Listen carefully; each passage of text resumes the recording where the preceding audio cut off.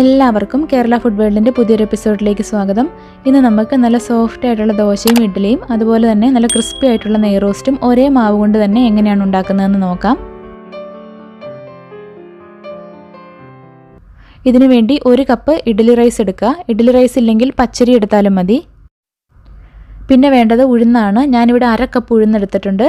എന്തോരമാണ് അരി എടുക്കുന്നത് അതിൻ്റെ പകുതി അളവിലാണ് ഉഴുന്നെടുക്കേണ്ടത്. അപ്പോൾ 1 കപ്പ് അരിക്ക് 1/2 കപ്പ് ഉഴുന്നെടുത്തിട്ടുണ്ട്. കപ്പിൽ തന്നെ അളന്നെടുക്കണമെന്നൊന്നുമില്ല, നിങ്ങൾക്ക് ഏത് അളവ് പാത്രം വേണമെങ്കിലും ഉപയോഗിക്കാം. നിങ്ങളിപ്പോൾ ഗ്ലാസ്സിലാണ് അരി അളന്നെടുത്തിരിക്കുന്നതെങ്കിൽ സെയിം ഗ്ലാസ്സിൽ തന്നെ ഉഴുന്നും അളന്നെടുത്താൽ മതി. 1 ഗ്ലാസ് അരിക്ക് 1/2 ഗ്ലാസ് ഉഴുന്ന് എന്ന കണക്കിൽ അളന്നെടുത്താൽ മതി. പിന്നെ വേണ്ടത് 1 ടീസ്പൂൺ ഉലുവയാണ്. ഉലുവ നമുക്ക് ഈ അരിയുടെ കൂടെ തന്നെ ഇട്ട് കൊടുക്കാം. ഇനി ഇത് നന്നായിട്ട് വാഷ് ചെയ്ത ശേഷം 5-6 മണിക്കൂർ സോക്ക് ചെയ്യാനായിട്ട് വെക്കണം. വാഷ് ചെയ്ത ശേഷം സോക്ക് ചെയ്യാനായിട്ട് വെച്ചിട്ടുണ്ട്. ഉഴുന്നിൽ ഇച്ചിരി കൂടുതൽ വെള്ളം ഒഴിക്കണം, കാരണം ഉഴുന്ന് സോക്ക് ചെയ്ത വെള്ളത്തിലാണ് നമ്മൾ അരിയും ഉഴുന്നും അരച്ചെടുക്കുന്നത്. അപ്പോൾ ഉഴുന്നിനകത്ത് കുറച്ച് കൂടുതൽ വെള്ളം ഒഴിച്ചിട്ടാൽ മതി. ഇനി ഇത് 6 മണിക്കൂർ നമ്മൾ സോക്ക് ചെയ്യാനായിട്ട് വെക്കും. ലാസ്റ്റത്തെ 1 മണിക്കൂർ ഫ്രിഡ്ജിൽ വെക്കണം. ഫ്രിഡ്ജിൽ വെച്ചില്ലെങ്കിൽ എന്താണെന്ന് വെച്ചാൽ നമ്മൾ അരച്ച് എടുക്കുന്ന സമയത്ത് മിക്സി ചൂടാവും. അങ്ങനെയാകുമ്പോൾ ബാറ്റർ ചൂടായിട്ടുണ്ടെങ്കിൽ കറക്റ്റായിട്ട് ഫെർമെൻറ്റേഷൻ നടക്കില്ല. അതുകൊണ്ടാണ് നമ്മളിത് ലാസ്റ്റ് 1 മണിക്കൂർ ഫ്രിഡ്ജിൽ വെക്കണം എന്ന് പറയുന്നത്. ഇനി 1 മണിക്കൂർ ഫ്രിഡ്ജിൽ വെക്കാൻ പറ്റിയില്ലെങ്കിൽ അരച്ചെടുക്കുന്ന സമയത്ത് നിർത്തി അരച്ചെടുത്താൽ മതി. മിക്സി ചൂടാവാതെ ഗ്യാപ്പിട്ട് കുറച്ച് സമയം കൊടുത്ത് അങ്ങനെ അരച്ചെടുത്താലും മതി. 6 മണിക്കൂർ നമ്മൾ സോക്ക് ചെയ്തെടുത്തിട്ടുണ്ട്. ലാസ്റ്റ് 1 അവർ നമ്മൾ ഫ്രിഡ്ജിൽ വെച്ചിട്ടുണ്ടായിരുന്നു. ഇനി നമുക്കിത് അരച്ചെടുക്കാം. അപ്പോൾ ആദ്യം തന്നെ ഇത് ഡ്രെയിൻ ചെയ്തെടുക്കാം. ഡ്രെയിൻ ചെയ്യുമ്പം ഉഴുന്ന് ഡ്രെയിൻ ചെയ്ത വെള്ളം നമുക്ക് മാറ്റി വയ്ക്കാം. അത് അരിയും ഉഴുന്നും അരയ്ക്കാനായിട്ട് ഉപയോഗിക്കാം. ആദ്യം ഉഴുന്ന് അരച്ചെടുക്കാം. ഉഴുന്ന് കുതിർത്ത വെള്ളമാണ് നമ്മളിവിടെ മാറ്റി വെച്ചിരിക്കുന്നത്. ഇതിൽ നിന്ന് കുറച്ചായിട്ട് ഒഴിച്ചു കൊടുത്ത് നല്ല സ്മൂത്തായിട്ട് അരച്ചെടുക്കണം. ഒട്ടും തരി ഉണ്ടാകാൻ പാടില്ല. ഉഴുന്ന് എത്ര സ്മൂത്തായിട്ട് അരയ്ക്കുന്നോ അതിനനുസരിച്ചാണ് ഇഡ്ഡലിയുടെ സോഫ്റ്റ്നെസ് വരുന്നത്. കുറച്ച് വെള്ളം ഒഴിച്ചു കൊടുത്തിട്ടുണ്ട്. ഇനി മിക്സിയിലൊന്ന് അടിച്ചെടുക്കാം. ഒന്ന് അടിച്ചെടുത്തിട്ടുണ്ട്. ഇനി നമുക്ക് ഈ മിക്സിയുടെ അടപ്പിലും അതുപോലെ തന്നെ ഈ സൈഡിലുള്ളതൊക്കെ ഒന്ന് മിക്സ് ചെയ്ത് കൊടുക്കാം, അല്ലെങ്കിൽ ഇത് അരഞ്ഞു കിട്ടില്ല. ഇടയ്ക്കിടയ്ക്ക് ഇങ്ങനെ സൈഡിൽ നിന്നൊക്കെ ഇങ്ങനെ ഒന്ന് ഇളക്കിയിട്ട് കൊടുത്തിട്ട് വേണം അരച്ചെടുക്കാനായിട്ട്. അരി അരയ്ക്കുമ്പോഴും ഇതുപോലെ തന്നെ ചെയ്യണം, എന്നാലാണ് എല്ലാം അരഞ്ഞു കിട്ടുള്ളൂ. അല്ലെങ്കിൽ സൈഡിലൊക്കെ ഇരിക്കുന്നത് അരയാതെ അങ്ങനെ തന്നെ ഇരിക്കും. ഇനി കുറച്ചായിട്ട് വെള്ളം ചേർത്ത് കൊടുത്ത് 2-3 തവണയായിട്ട് അരച്ചെടുത്താൽ മതി. ഇപ്പോൾ ഉഴുന്ന് നല്ല ഫൈനായിട്ട് അരച്ചെടുത്തിട്ടുണ്ട്. ഇതുപോലെ ഒട്ടും തരിയില്ലാതെ നല്ല സ്മൂത്തായിട്ട് അരച്ചെടുക്കണം. ഒട്ടും തരി ഉണ്ടാവാൻ പാടില്ല. ഇനി ഇതൊരു പാത്രത്തിലേക്ക് ഇട്ട് കൊടുക്കാം.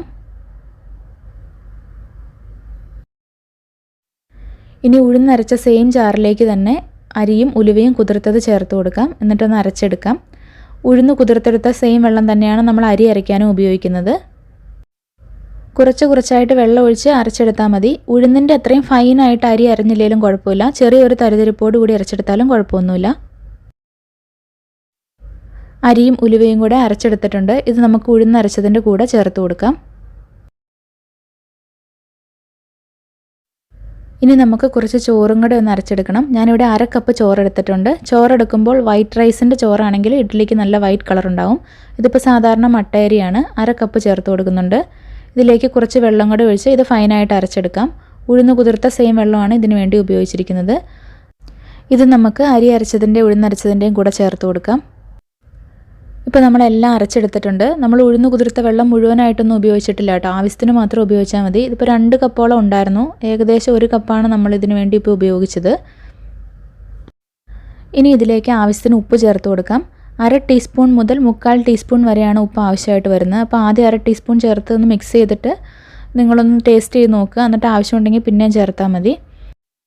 ഇനി ഇത് കൈ ഉപയോഗിച്ച് നന്നായിട്ട് മിക്സ് ചെയ്തെടുക്കണം. കൈ ഉപയോഗിച്ച് തന്നെ മിക്സ് ചെയ്യുന്നതാണ് നല്ലത്, കാരണം ഫെർമെൻറ്റേഷൻ നടക്കാനായിട്ട് നമ്മൾ കൈ ഉപയോഗിച്ച് മിക്സ് ചെയ്യുന്നത് സഹായിക്കും. തവിയും സ്പൂണൊക്കെ വെച്ചിട്ട് നമ്മൾ മിക്സ് ചെയ്താൽ അത്രയും പെർഫെക്റ്റ് ആയിട്ട് വരില്ല. ഇത് നല്ലതുപോലെ 5 മിനിറ്റിൽ കൂടുതൽ ഇതുപോലെ നന്നായിട്ട് മിക്സ് ചെയ്യണം. എയറുമായിട്ട് നന്നായിട്ട് ഇതുപോലെ യോജിപ്പിച്ചെടുക്കണം. അപ്പോഴാണ് നല്ല സോഫ്റ്റ് ആയിട്ടുള്ള ഇഡ്ഡലി നമുക്ക് കിട്ടുന്നത്. ഇപ്പോൾ നമ്മളിവിടെ മിക്സ് ചെയ്തെടുത്തിട്ടുണ്ട്. ഈ ഒരു കൺസിസ്റ്റൻസിയിലാണ് ഇപ്പോൾ ഇരിക്കുന്നത്. ഫെർമെൻ്റ് ആയി കഴിയുമ്പോൾ ഒന്നുകൂടി ഒന്ന് തിക്കാവും. ഇനി നമുക്കിത് അടച്ച് വെച്ച് ഫെർമെൻറ്റ് ചെയ്യാനായിട്ട് വയ്ക്കാം. ഒരുപാട് എയർ ടൈറ്റ് ആയിട്ടൊന്നും അടയ്ക്കേണ്ട, ജസ്റ്റ് ഒന്ന് കവർ ചെയ്ത് വെച്ചാൽ മതി. 8 മുതൽ 12 മണിക്കൂർ വരെ എടുക്കും ഇതൊന്ന് പുളിച്ച് പൊങ്ങി വരാനായിട്ട്. കൂടുതൽ തണുപ്പുള്ള സ്ഥലങ്ങളിലാണെങ്കിൽ അതിൽ കൂടുതൽ സമയമെടുക്കും. അപ്പോൾ ഒത്തിരി തണുപ്പുള്ള സ്ഥലങ്ങളിലാണെങ്കിൽ അതിനനുസരിച്ച് നേരത്തെ അരച്ച് വയ്ക്കാനായിട്ട് ശ്രദ്ധിക്കുക. ഇപ്പം നമ്മൾ മാവ് അരച്ച് വെച്ചത് നന്നായിട്ട് പുളിച്ച് പൊങ്ങിയിട്ടുണ്ട്. ഇതുപോലെ നന്നായിട്ട് പൊങ്ങി വന്നതിന് ശേഷം മാത്രം ഇഡ്ഡലിയും ദോശയും ഉണ്ടാക്കുക. എന്നാലാണ് കറക്റ്റ് സോഫ്റ്റായിട്ട് വരുള്ളൂ. നിങ്ങൾക്ക് കാണാം ഇതിങ്ങനെ നല്ല ഫെർമെൻ്റായിട്ട് വന്നിട്ടുണ്ട്. ഇനി ഇത് ചെറുതായിട്ടൊന്ന് മിക്സ് ചെയ്യാം. ഒരുപാട് സ്പീഡിൽ ഒരുപാട് തവണയൊന്നും മിക്സ് ചെയ്യരുത്. അങ്ങനെ മിക്സ് ചെയ്യുമ്പോൾ മാവ് അങ്ങ് ഇരുന്ന് പോകും. അപ്പോൾ ഇഡ്ഡലി ഒന്നും സോഫ്റ്റായിട്ട് വരില്ല. അപ്പോൾ ഇത് നല്ല തിക്കായിട്ടാണ് ഇരിക്കുന്നത്. അപ്പോൾ നമുക്ക് ഇഡ്ഡലി കോരി ഒഴിക്കാനായിട്ട് ഇത്രയും തിക്കായിട്ടിരുന്നാൽ ശരിയാവില്ല. അപ്പം 1-2 ടേബിൾ സ്പൂൺ വെള്ളം കൂടെ ഒഴിച്ച് ജസ്റ്റ് ഒന്ന് ലൂസാക്കി എടുക്കാം. ഒരുപാട് വേണ്ട. ഇനി ഒന്ന് പതുക്കെ മിക്സ് ചെയ്തെടുക്കാം.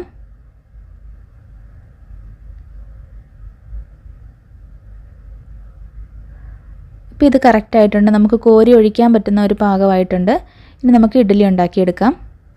ഇഡ്ഡലി തട്ടിൽ കുറച്ച് നല്ലെണ്ണ പുരട്ടി കൊടുക്കാം. നല്ലെണ്ണ ഇല്ലെങ്കിൽ വെളിച്ചെണ്ണ പുരട്ടി കൊടുത്താലും മതി. നന്നായിട്ട് ഇതുപോലെ ഒന്ന് പുരട്ടി കൊടുക്കണം. ഇഡ്ഡലി നമുക്ക് പെട്ടെന്ന് ഈസി ആയിട്ട് റിമൂവ് ചെയ്യാൻ വേണ്ടിയിട്ടാണ് ഇങ്ങനെ പുരട്ടി കൊടുക്കുന്നത്. ഇഡ്ഡലി ചെമ്പിൽ വെള്ളം ചൂടാക്കാനായിട്ട് വെച്ചിട്ടുണ്ടായിരുന്നു. ഒരുപാട് വെള്ളം ഒഴിക്കണ്ട. ഒരു 1/4 ഭാഗം വെള്ളമൊക്കെ ഒഴിച്ചാൽ മതി.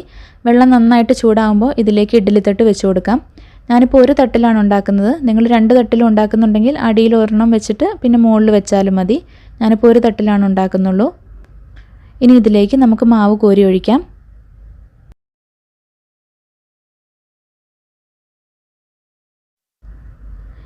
ഇനി അടച്ച് വെച്ച് മീഡിയം ഫ്ലെയിമിൽ കുക്ക് ചെയ്തെടുക്കാം. 7 മുതൽ 10 മിനിറ്റ് വരെ മതി ഇഡ്ഡലി വെന്ത് കിട്ടാനായിട്ട്. ഒരുപാട് നേരം കുക്ക് ചെയ്തിട്ടുണ്ടെങ്കിൽ ഇഡ്ഡലി ഹാർഡായി പോകും. അപ്പോൾ ഒരു 7-8 മിനിറ്റ് കഴിയുമ്പോൾ ചെക്ക് ചെയ്ത് നോക്കുക.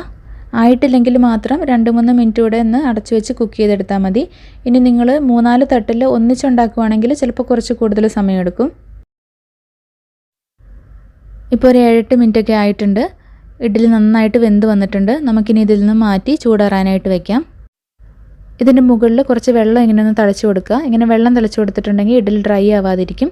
ഇനി ഇത് തണുത്തതിന് ശേഷം മുകളിൽ നിന്ന് റിമൂവ് ചെയ്യുക. ചൂടോടുകൂടി റിമൂവ് ചെയ്തിട്ടുണ്ടെങ്കിൽ ഇഡ്ഡലിക്ക് കറക്റ്റ് ഷേപ്പ് കിട്ടില്ല. അപ്പോൾ തണുക്കാനായിട്ട് മാറ്റി വയ്ക്കാം. ആ സമയം കൊണ്ട് നമുക്ക് ദോശ ഉണ്ടാക്കിയെടുക്കാം. അപ്പോൾ ഈ സെയിം മാവും കൊണ്ട് തന്നെ നമുക്ക് ദോശ ഉണ്ടാക്കാം. അപ്പോൾ ദോശ ഉണ്ടാക്കണമെങ്കിൽ മാവ് കുറച്ചുകൂടി ഒന്ന് ലൂസായിരിക്കണം. നമുക്കൊന്ന് പരത്തിയെടുക്കാൻ പറ്റണം. അപ്പോൾ ഇഡ്ഡലി മാവിനേക്കാളും കുറച്ചൊന്ന് ലൂസായിരിക്കണം ദോശമാവ്. അപ്പോൾ ഒരു 2-3 ടേബിൾ സ്പൂണും കൂടെ വെള്ളം ഒഴിച്ചിട്ട് ഒന്ന് മിക്സ് ചെയ്തെടുക്കാം. ഒരുപാടങ്ങ് ലൂസായി പോകണ്ട. 2-3 ടേബിൾ സ്പൂൺ വെള്ളം മാത്രം ഒഴിച്ചു കൊടുത്താൽ മതി. ഇപ്പോൾ ഇതിവിടെ റെഡി ആയിട്ടുണ്ട്. ഇത്രയും മതി. ഒരുപാടങ്ങ് ലൂസാവണ്ട. ഇനി നമുക്ക് ദോശ ഉണ്ടാക്കിയെടുക്കാം. ദോശ ഉണ്ടാക്കാനായിട്ട് ഒരു തവ ചൂടാക്കാനായിട്ട് വെച്ചിട്ടുണ്ട്. ഇതിലേക്ക് കുറച്ച് വെള്ളം ഒന്ന് തളിച്ച് കൊടുക്കാം. ഇതെന്തിനാണെന്ന് വെച്ചിട്ടുണ്ടെങ്കിൽ ദോശത്തവ കൂടുതൽ ചൂടായിട്ടിരിക്കുകയാണെങ്കിൽ നമ്മൾ മാവ് ഒഴിച്ച് കഴിയുമ്പോൾ നമുക്ക് കറക്റ്റായിട്ട് പരത്തിയെടുക്കാൻ പറ്റില്ല. അപ്പോൾ ആ ചൂടൊന്ന് ബാലൻസ് ചെയ്യുന്നതിനാണ് ഇങ്ങനെ വെള്ളം തളിച്ച് കൊടുക്കുന്നത്. ഇനി ഇതിലേക്ക് ദോശമാവ് ഒഴിച്ച് കൊടുക്കാം. ഒന്ന് പരത്തിയെടുക്കാം. നോൺ സ്റ്റിക്ക് തവ അല്ലെങ്കിൽ കുറച്ച് എണ്ണ പുരട്ടിയിട്ട് വേണം പരത്തി കൊടുക്കാനായിട്ട്. ഇതിപ്പോൾ നോൺ സ്റ്റിക്ക് ആയതുകൊണ്ട് എണ്ണയുടെ ആവശ്യമില്ല. ഇനി ഇതിൻ്റെ മുകൾ ഭാഗമൊക്കെ ഒന്ന് ഡ്രൈ ആയിട്ട് വരണം. എന്നിട്ട് സൈഡിൽ നിന്ന് നമ്മൾ നോക്കുമ്പം ഒരു ലൈറ്റ് ഗോൾഡൻ കളർ പോലെ വരും. ആ സമയത്ത് നമുക്ക് മറിച്ചിടാം. ഒരു 1-1.5 മിനിറ്റ് എടുക്കും. മൂടി വെക്കേണ്ട ആവശ്യമൊന്നുമില്ല. ഇങ്ങനെ തുറന്ന് തന്നെ വെച്ചാൽ മതി. ഇപ്പോൾ ഇതിൻ്റെ മുകൾ ഭാഗമൊക്കെ ഡ്രൈ ആയിട്ട് വന്നിട്ടുണ്ട്. സൈഡിൽ നിന്ന് ഒരു ചെറിയ ഗോൾഡൻ കളർ വരാൻ തുടങ്ങിയിട്ടുണ്ട്. ഇനി നമുക്ക് മറിച്ചിടാം. മറിച്ചിട്ടാൽ പിന്നെ പെട്ടെന്ന് ആയിക്കോളും. 1 മിനിറ്റ് ഒന്നും എടുക്കില്ല. അതിന് മുമ്പ് തന്നെ ഇത് റെഡിയായി കിട്ടും. ഇപ്പോൾ 2 സൈഡും റെഡി ആയിട്ടുണ്ട്. നമുക്കിത് മാറ്റാം. ഇനി അടുത്ത ദോശ ഉണ്ടാക്കുന്നതിന് മുമ്പായിട്ട് ഒരു ടിഷ്യൂ പേപ്പറോ അല്ലെങ്കിൽ തുണിയോ ഉപയോഗിച്ചൊന്ന് തുടച്ചെടുക്കാം. അതിനുശേഷം നമ്മൾ ആദ്യം ചെയ്ത പോലെ കുറച്ച് വെള്ളം ഒന്ന് തളിച്ച് കൊടുക്കാം. തവയുടെ ചൂടൊന്ന് ബാലൻസ് ചെയ്യുന്നതിനായിട്ടാണ്. ഇനി കുറച്ച് മാവ് ഒഴിച്ച് ഒന്ന് പരത്തിയെടുക്കാം. എന്നിട്ട് ആദ്യം ചെയ്ത പോലെ തന്നെ സെയിം പ്രൊസീജിയർ റിപ്പീറ്റ് ചെയ്താൽ മതി.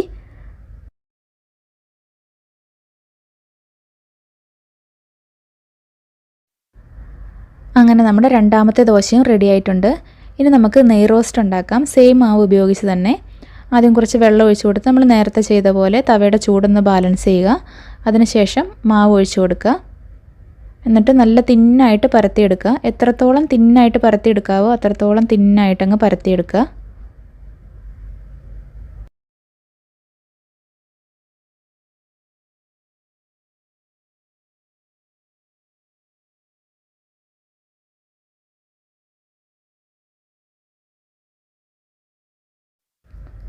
അപ്പോൾ നമ്മൾ തിന്നായിട്ട് പരത്തി എടുത്തിട്ടുണ്ട്. ഇനി ഇതിൻ്റെ മുകൾ ഭാഗമൊക്കെ ഒന്ന് ഡ്രൈ ആയിട്ട് വരുന്ന സമയത്ത് നമുക്ക് നെയ്യ് ഒഴിച്ച് കൊടുക്കാം. ഇപ്പോഴേ ഒഴിക്കണ്ട, ഒന്ന് ഡ്രൈ ആയിട്ട് വരട്ടെ.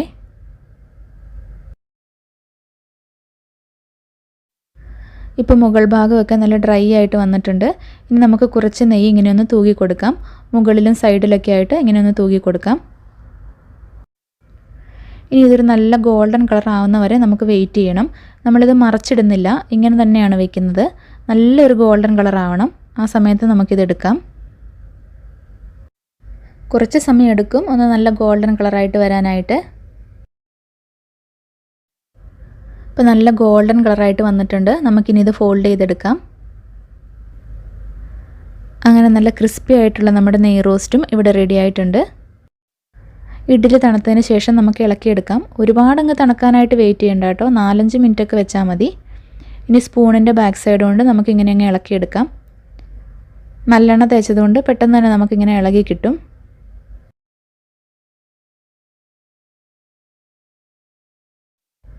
നല്ല സോഫ്റ്റ് ആയിട്ടുള്ള ഇഡ്ഡലി നമുക്ക് കിട്ടിയിട്ടുണ്ട്.